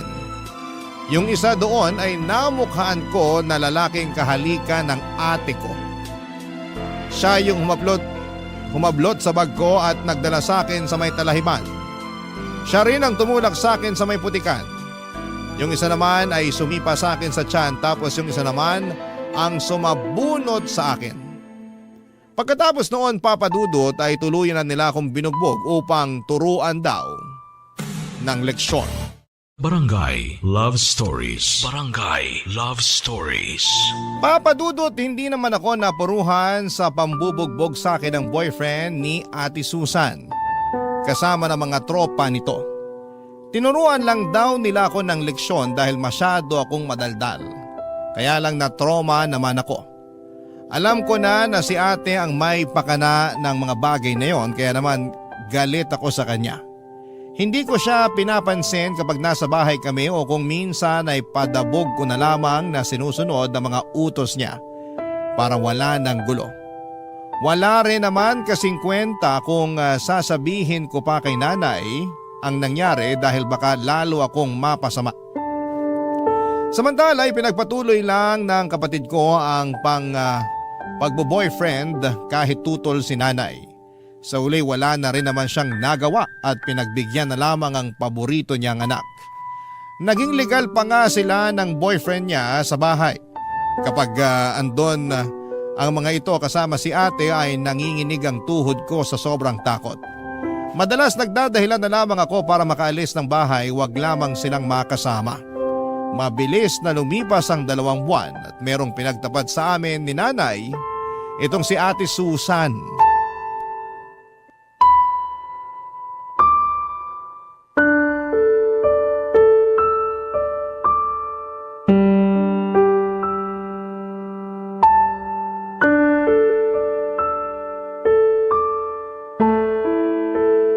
Nay, aalis na po ako.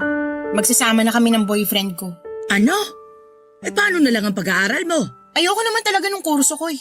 Kayo lang naman yung nagpumilit sa akin na kumuha ng business administration eh. Wala nga akong alam sa pagninegosyo. Kaya nga pinag-aaral kita para malaman mo.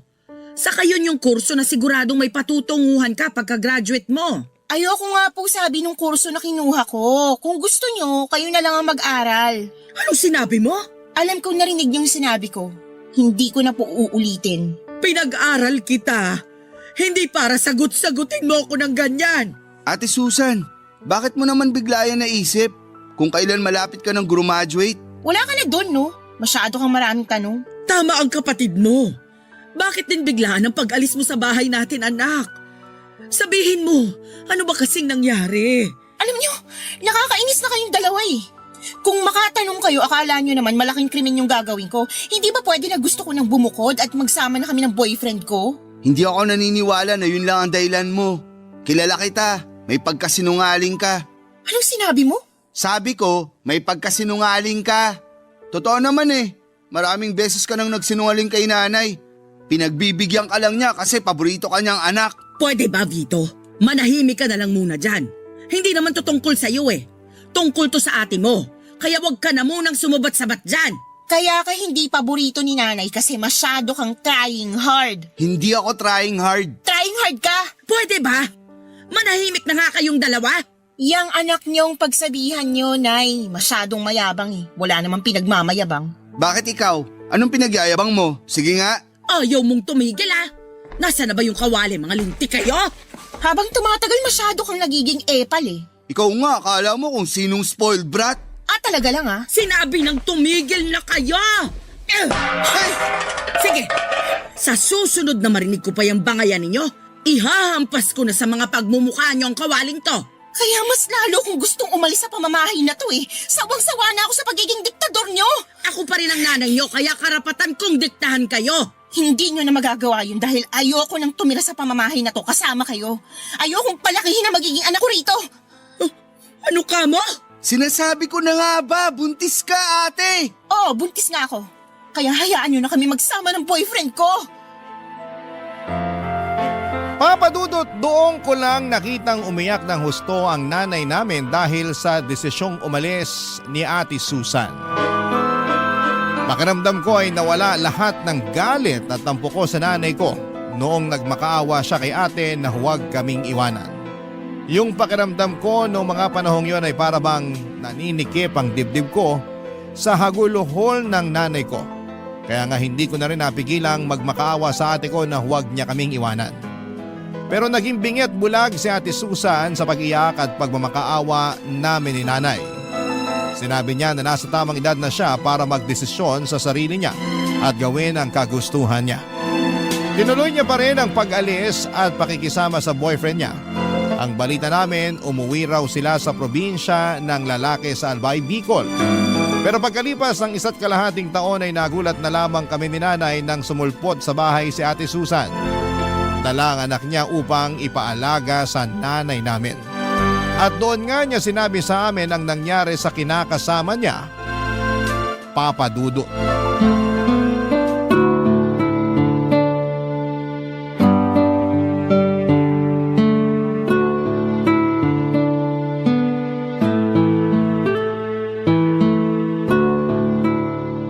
Grabe yung iyak ng apo ko. Akala mo naman inaaway. Buti na lang talaga na patulog ko na siya.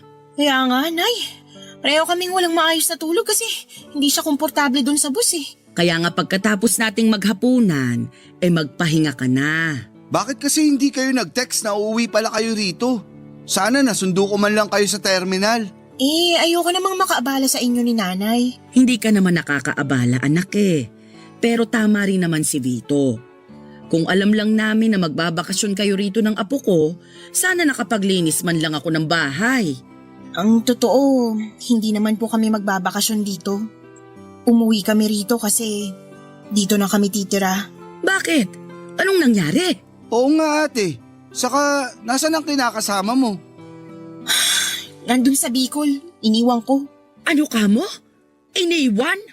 Ibig sabihin, hiwalay na kayo? Parang gano'n na nga. Masyado kasi siyang mamas boy. Hindi kami magkasundo ng biyanan ko. Lagi akong pinag-iinitan kahit nung buntis pa lang ako.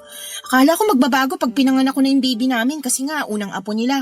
Kaya lang, mas lumala pa yung ugali. Nalaman ko na lang na lagi pala akong pinagchichismisan ng kapitbahay na kesyo ganito lang ako, ganyan. Sinisisi ako kasi hindi raw nakapagtapos sa pag-aaral yung anak niya. Ay baliw pala siya eh. Ako ang harapin niya nang makita niyang hinahanap niya. Pero alam naman ng kinakasama mo yung ginagawa sa'yo ng nanay niya. Alam naman, kaso mamas boy nga. Mas kinampihan yung nanay, palibasa matanda na raw. Basta, nakakasawa na. Akala niya yata ako yung klase ng babae na magtitiis kasama sa pamamahay nila, yung nanay niyang sala sa init, sala sa lamig. Kaya nilayasan mo sila, tanga yung anak mo, ganun. Oo. Ibang klase ka rin eh. Bakit ba? Hindi ba kayo masaya ni nanay na umuwi na ako rito sa bahay? Wala naman akong sinabi na hindi kami masaya. Parang nung huli nating pagkikita, nagmamakaawa pa kayo na wag akong umalis.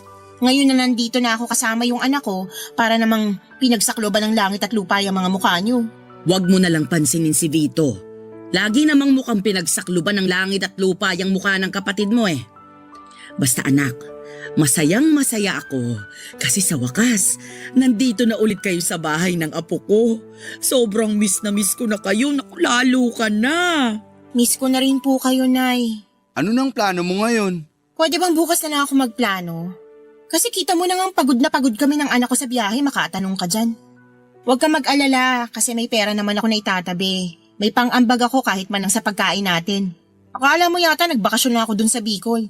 Nagtitinda-tinda naman ako ng ice candy tsaka yelo nung summer kaya kahit papaano may kinita ako. Kung yun ang inaalala mo.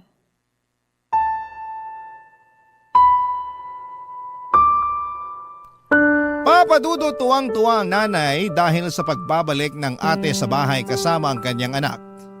Hati naman ang pakiramdam ko dahil para sa akin ay may atraso pa rin siya sa amin. Paano niya naatim na umuwi sa bahay at umastang hindi kami iniwanan noong araw? Ni hindi nga siya nagsorry sa pag-alis niya at ewan ko ba naman sa nanay ko kasi nagawa niya pa rin patawarin kaagad ang ate ko. Doon ko na nga napatunayan na talagang paborito niya ito. Hindi nga nagtagal ay nag-decide si Ate Susan na maghanap ng trabaho kaya kinausap niya si nanay na sa kanya ipagkatiwala ang anak niya para alagaan. Kaya nga kinailangang tumigil ng nanay sa pagtatrabaho niya sa factory para matutukan ang kanyang apo. Nang mga panahong yon ay graduate na rin naman ako sa kolehiyo kaya naghahanap na rin ako ng trabaho. Hindi nga nagtagal ay nakapasok ako sa isang private company sa Quezon City bilang auditor. Nakapasok naman si Ate Susan bilang quality control inspector sa isang planta sa Pasig. Simula noon ay dalawa na kami ng ate ko ang naghahanap buhay kaya lang ay napansin ko na hindi siya patas. Lalo na sa mga hatian namin ng gastusin sa bahay. Minsan ay hindi siya nag-aambag. Kaya madalas kaming kapusin. Bukod doon, papadudot ay nagbubuhay dalaga na ang kapatid ko at tuluyan ng pinaubaya sa nanay namin ang pag-aalaga sa kanyang anak. Bagay na labis kong kinakainis, papadudot. Ang lagi niyang dahilan ay malungkot siya dahil sa nakaraan. Barangay Love Stories. Barangay Love Stories. Papadudot dahil sa pagbubuhay dalaga ni Ate Susan ay lagi kaming nagtatalo tungkol sa hindi niya patas na pagbibigay ng pera kay nanay para sa mga gastusin sa bahay.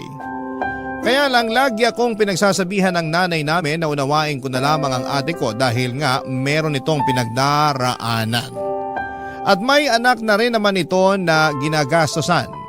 Sa totoo lang ay inis na akong unawain si ate dahil paano naman ako?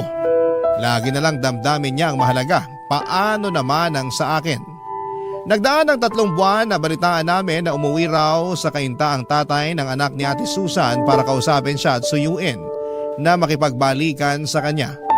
Ayaw nga ni nanay na magkabalikan sila matapos ang nangyari sa kanila sa Bicol. Kaya lang ay hindi naman namin hawak ang pag-iisip ni Ate Susan. Sa huli ay nagkapatawaran sila ng kinakasama niya at nagdesisyon na mag-live-in ulit, papadudot. Dahil doon ay nagalsabalutan ang kapatid ko at naulit na naman ang senaryo noon kung paano niya kami iniwan ni nanay, papadudot.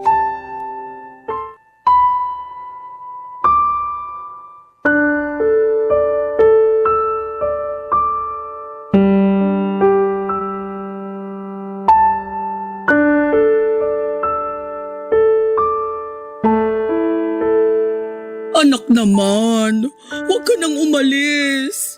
Huwag mo na kaming iwan ng kapatid mo. Ano ba yan, Nay? Kumakaiyak kayo dyan para kayong kinakatay na baboy? Ate Susan, ano ba? Nanay pa rin natin yung binabastos mo.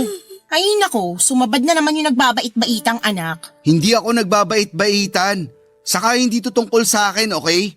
Palibasa, wala kang konsensya eh. Iiwan mo na naman si nanay kung kailan napamahal na siya sa apo niya. Magsasama na nga ulit kami ng tatay ng anak ko. Ano bang mahirap intindihin doon? Yung pag-uugali mo yung mahirap intindihin. Wala namang kasing kaso kung magsama kayo. Pero hindi ka marunong magparamdam kahit man lang sana kay nanay. Hindi ka tumatawag o nagte-text. Hindi ka marunong mangamusta sa amin dito sa bahay. Maiisip ko pa ba yun? May anak nga akong inaalagaan. Hindi katwiran yun. Ang sabihin mo, wala ka na talagang respeto sa nanay natin. Oh, tapos ngayon, aalis ka na naman. Sigurado ako na hindi ka na naman magpaparamdam sa amin ni nanay. Magaling ka lang pag may kailangan eh. Doon ka lang namin nararamdaman. Nasasabi mo lang yan kasi hindi mo pinagdadaanan yung mga pinagdaanan ko. Hindi ko na kailangang pagdaanan yung mga mali-mali mong desisyon sa buhay. Anong sabi mo? Pwede ba? Tama na nga yung pagtatalo ninyo. Hanggang ngayon ba naman parang bata pa rin kayo mag-away? Baka nakakalimutan ninyo. Magkapatid kayo. Si Vito yung pagsabihan nyo, Nay. Siya lang naman yung masyadong epal eh. Akala mo kung sino makapagsalita porque mas malaking kinikita? Hindi ako nagmamalaki sa'yo. Saka pinagtrabahuan ko lahat ng meron ako. Sus, ngayon lang yan. Mawawala rin yung yabang mo. Tumigil na nga kayo. Huwag na kayong mag-away. Naririndi na ako sa mga boses ninyo. Kung gustong umalis ni ate, hayaan nyo na lang, Nay. At bakit ko gagawin yon? Ayoko ngang mawala ang ate mo. Ayoko ring mapalayo sa apo ko. Tigilan nyo na nga po yung pagiging madrama nyo. Hindi naman kami titira sa ibang bansa. Dito pa rin kami sa Pilipinas. Malayo nga lang sa bahay natin. Kung bakit ba kasi babalik ka pa ulit sa Albay? Pwede namang dito na lang kayo ng anak mo sa Kainta. Mahirap po pa talagang intindihin. Gusto nga ng kinakasama ko na doon na kami tumira. Plano na rin namin magpakasal at bumuo ng sarili naming pamilya. Kung tungkol naman doon sa nanay niya yung inaalala nyo, naisip ko, tama rin naman siya na nag-usap kami. Pwede ko pa rin naman bigyan ng isang pagkakataon yung nanay niya. Tsaka magulang pa rin siya ng tatay ng anak ko kaya dapat ko pa rin siyang respetuhin. Nakakatawa na. Marunong kang rumespeto sa ibang tao, pero hindi sa sarili nating nanay. Tumawa ka lang hanggang gusto mo pero hindi nyo na mababago yung desisyon ko. Anak naman eh. Huwag ka nang umalis. Huwag mo akong iwanan. Vito, anuhin mo nga yung nanay mo? Masyadong clingy, nakakainis. Hayaan nyo na lang pong umalis si ate. Total, hindi na rin naman tayo mahalaga sa kanya. Ayokong umalis ang ate mo. Ayokong magkalayo kami uli. Papadudod sa ikalawang pagkakataon ay iniwan kami ni Ate Susan. Umalis siya nang hindi man lamang lumilingon sa umiiyak at nagmamakaawa naming nanay. Galit ako sa kanya, Papa Dudut, dahil sa pananakit niya sa nanay namin. Napakawalang respeto niya para magdesisyon ng ganon na lamang. Sa totoo lang ay malungkot din naman ako sa pag-alis nila ng pamangkin ko. Pero mas nanaig sa akin ang pagkadismaya sa kanya. Yung pagkakataon na yon pala ang huling beses na makikita namin sila ng buhay dahil pagkalipas ng 3 araw ay nalaman naming na aksidente ang bus na sinasakyan nila ng pamilya niya. Hindi matanggap ng nanay ang nangyari kay Ate Susan at sa apo niya. Labis-labis naman ang pagsisisi ko dahil hindi ko pa piniling makipagkasundo sa sarili kong kapatid ng mga panahong may pagkakataon pa sana. Hindi nyo rin naman ako masisisi at hindi kasi talaga kami lumaking malapit sa isa't isa. Kaya nga humingi talaga ako ng tawad sa harapan ng kabaong niya at nangako na hinding-hindi ko pababayaan si nanay habang nabubuhay ako. Mabilis na nagdaan ang 1 taon. Nagsunod-sunod ang pagkakasakit ni nanay hanggang sa makitaan siya ng maagang sintomas ng demensya at tuluyan na nga yung lumala at magprogreso sa paglipas ng mga taon. Pero Papa Dudut, hindi ko sinukuan si nanay. Hindi ko siya iniwanan. Nanatili ako hanggang sa mga huling sandali niya para ipaalala sa kanya na mahalaga siya sa akin at kung gaano siya kaimportante. At syempre, kung gaano ko siya kamahal.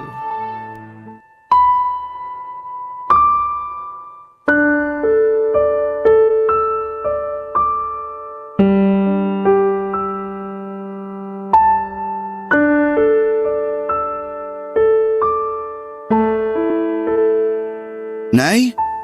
Nay, gising na po kayo para magmerienda?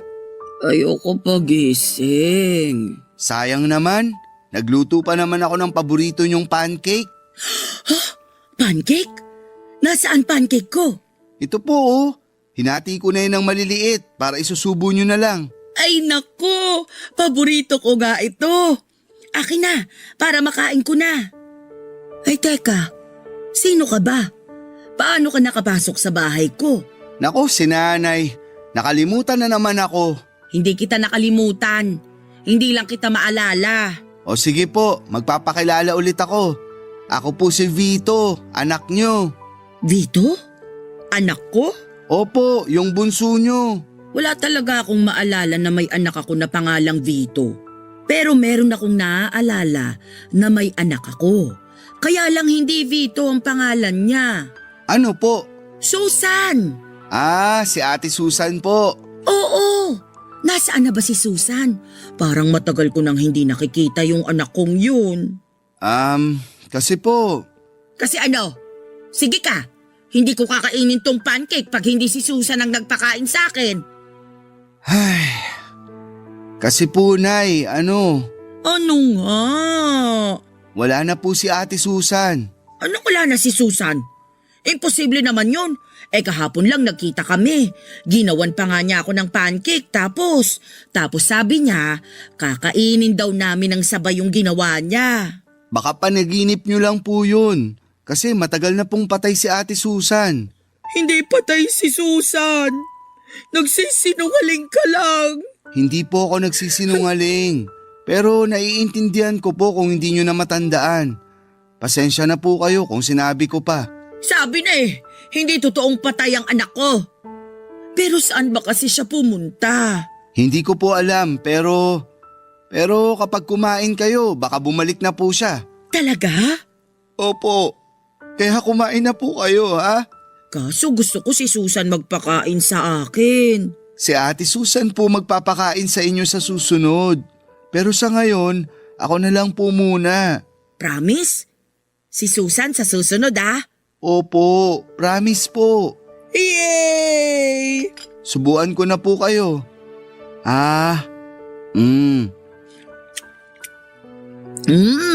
Sarap talaga ng pancake. Kumain lang po kayo ng marami para matuwa po si ate pagbalik niya. Sige. Gusto ko kasi matuwa sa akin yung anak ko Kaya nga po. Ikaw, kaninong anak ka? Sa inyo po. Wala talaga akong matandaan na may anak akong kapangalan mo. Pero, sige, simula ngayon, anak na kita. Ampunin na kita Magiging nanay mo na ako. Sige po, simula ngayon, anak niyo na ako. Ayan, para kahit wala pa si Susan, mayroon naman akong anak na kasama ko. Salamat, Vito Salamat sa pag-asikaso mo kay nanay. Walang anuman po. Mahal na mahal ko po kayo. Mahal na mahal din kita. Kayo ng ate Susan mo. Papadudot, yon ang mga huling sandali ng nanay kapiling ako. At pagkalipas lang ng 1.5 buwan ay tuluyan na siyang kinuha sa akin ng Panginoon. Napakalungkot ng mga panahong yon dahil nag-iisa na lamang ako sa buhay. Pero masaya naman ako dahil binigyan ako ng tsansa na alagaan si nanay hanggang sa mga huling sandali niya. Kahit na tuluyan na niya akong nakalimutan, alam ko na may mga pagkakataon na naaalala niya pa rin ako. At ganoon din ang namayapa kong kapatid na si Ate Susan. Pakiramdam ko ay bumabalik ako sa pagkabata sa tuwing may kinikwento si nanay na mga kaganapan na naaalala niya noong araw. Sa kasalukuyan ay inaabala ko ang sarili ko sa pagtatrabaho.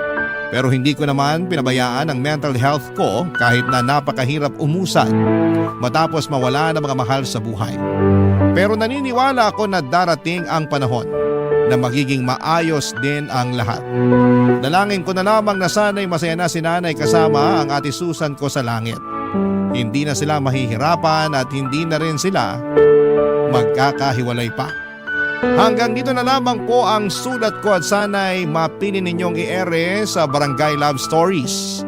God bless po sa inyo at sa inyong istasyon. Ang inyong forever kapuso at ka-barangay, Vito. Barangay Love Stories. Barangay Love Stories. Napakasakit na nangyari kay letter sender. Pero buti sa uli, naging maayos pa rin ang buhay niya. Anong say mo sa Barangay Love Stories na ito? Pagkwentuhan natin sa comment section yan. Nagustuhan ng iyong napakinggan? Ituloy yan via live stream sa www.gmanetwork.com/radio.